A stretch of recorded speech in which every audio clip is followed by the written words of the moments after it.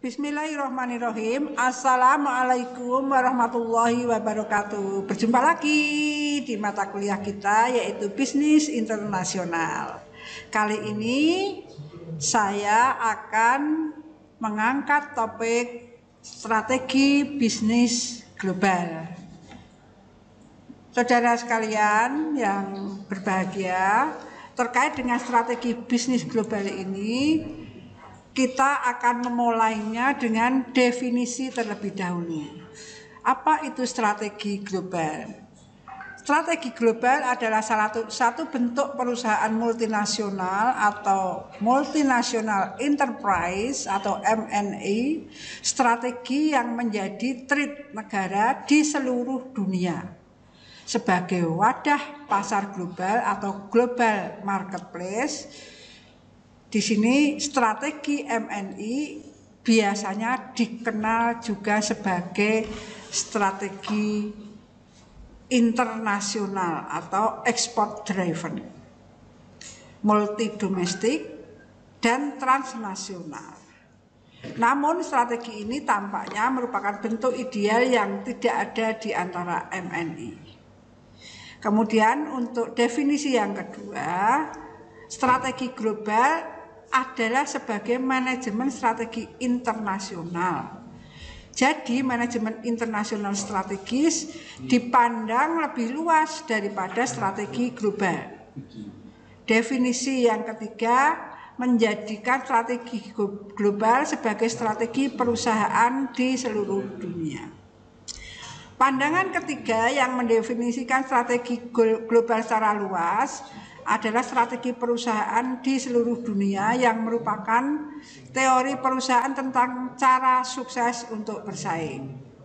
Dengan kata lain, strategi global didefinisikan secara sempit atau tidak relevan, atau menyamakan strategi global ini dengan manajemen strategi internasional.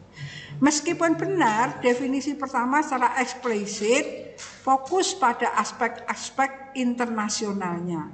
Sedangkan definisi yang kedua fokus pada tata kelola perusahaan dan CSR. Apa itu CSR?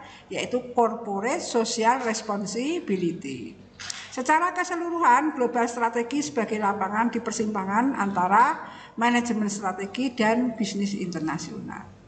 Ada beberapa indikator di dalam strategi bisnis internasional yang bisa dipakai sebagai ukuran apakah nanti strategi yang kita terapkan itu sukses atau gagal. Yang pertama adalah pesaing utama di pasar utama, bukan dari negara itu sendiri dan ada di berbagai negara. Yang kedua, indikatornya adalah standarisasi dari beberapa elemen produk atau strategi marketing yang tersedia. Di situ harus ada peluang untuk mencapai skala ekonomi. Yang ketiga, biaya yang dapat diturunkan. Kemudian yang keempat, pesaing. Yang kelima adalah penghalang perdagangan. Yang keenam adalah merek. Kemudian yang terakhir adalah pasar lokal. Tahapan-tahapan apa saja untuk memasuki pasar global sehingga kita menjadi sukses di negara yang lain. Yang pertama adalah tahap domestik. Jadi untuk yang pertama ini perusahaan sebaiknya lebih mengkonsentrasikan aktivitasnya dulu untuk memenuhi dan melayani pasar dalam negeri. Nah, terkait dengan pemasok dan pesaing yang berada di dalam negeri harus kita selesaikan dulu persoalannya. Paling tidak kita bisa mengimbangi pesaing di dalam negeri. Yang kedua, baru tahap internasional. Karena dengan makin ketatnya persaingan dan pasar dalam negeri mulai jenuh, maka perusahaan sudah mulai melebarkan aktivitas produksi, pemasaran, dan lain-lainnya ke luar negeri induknya. Orientasi perusahaan internasional masih bersifat etnosentrik, di mana motivasi terjun ke pasar internasional masih semata-mata melemparkan kelebihan produk atau memperpanjang daur kehidupan produk perusahaan. Seperti teorinya David Ricardo ya tadi di pertemuan sebelumnya. Tahap yang selanjutnya adalah tahap multinasional, yaitu perusahaan mulai berinvestasi dan memproduksi barang di luar negeri dengan menerapkan strategi yang berbeda ya, terhadap negara yang satu dengan negara yang lain, yaitu ada kombinasi strategi disesuaikan dengan masing-masing negara. Karena di sini perusahaan berasumsi bahwa setiap negara mempunyai konsumen dan lingkungan yang berbeda-beda. Kemudian tahap global. Pada tahap ini perusahaan mulai melakukan strategi pemasaran global, yaitu fokus pada pasar global dan memproduksi dengan sumber daya dari dalam negeri atau salah satu negara saja. Nah, biasanya strategi ini perusahaan ingin mendapatkan keuntungan dalam hal biaya yang lebih murah. Kemudian tahap transnasional. Pada tahap ini perusahaan mulai mendominasi pasar dan industri di seluruh penjuru dunia, makanya disebut global. Dengan cara apa? Dengan cara memadukan antara biaya global dengan tujuan mencari keuntungan. Orientasinya adalah geosentrik. Misalnya perusahaan-perusahaan yang sudah melakukan strategi ini adalah Electrolux, yaitu dengan melakukan desain mesin cuci di Italia dan diproduksi, dites di Swedia. Akhirnya produksi besar-besaran dilakukan di Amerika Serikat.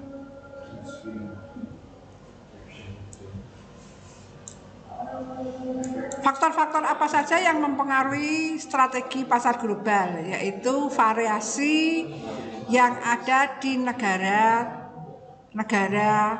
pelaksana bisnis internasional, seperti lingkungan politik, lingkungan ekonomi, lingkungan hukum, lingkungan sosial budaya, serta nilai tukar mata uang dari setiap negara. Yang kedua, interaksi antar domestik dan lingkungan global.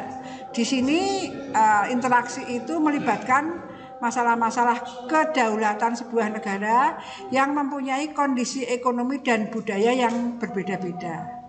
Yang ketiga, adanya komunikasi dan kontrol yang sulit antara kantor pusat dengan cabang di luar negeri. Karena apa? Karena adanya perbedaan geografi, variasi dalam aktivitas bisnis antar negara, dan sebagainya. Kemudian pasar global menghadapi persaingan yang sangat tinggi karena adanya perbedaan struktur industri dari setiap negara. Pasar global membatasi perusahaan dalam penentuan strategi bersaingnya karena adanya berbagai macam integrasi regional atau internasional seperti organisasi ASEAN, EEC, AFTA, dan sebagainya.